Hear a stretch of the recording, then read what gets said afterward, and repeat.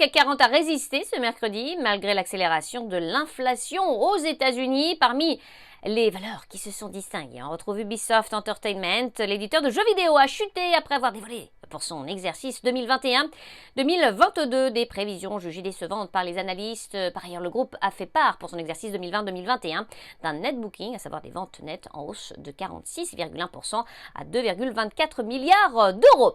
On passe à Danone. Le groupe agroalimentaire a lancé la cession stratégique de sa participation d'environ 9,8% dans China Mengniu Dairy Company, l'entreprise chinoise leader dans la fabrication et la distribution de produits laitiers en Chine. Cette cession se fera par le biais d'un processus de placement accéléré. Dans le reste de l'actualité, EDF, l'électricien, a confirmé prévoir une amélioration de sa rentabilité pour l'exercice en cours après avoir enregistré pour le premier trimestre un chiffre d'affaires en progression de 6,2% à périmètre et taux de change constant à 21,95 milliards d'euros.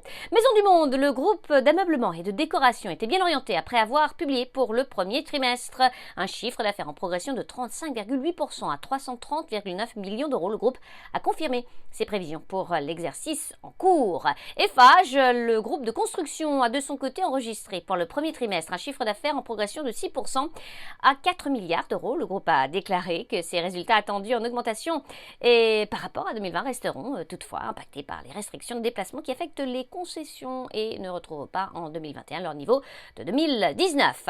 Eutelsat Communications, l'opérateur de satellite, a accusé pour son troisième trimestre un repli de son chiffre d'affaires de 6,4% à 301,3 millions d'euros. Le groupe a néanmoins relevé son objectif de chiffre d'affaires pour son exercice 2020-2021.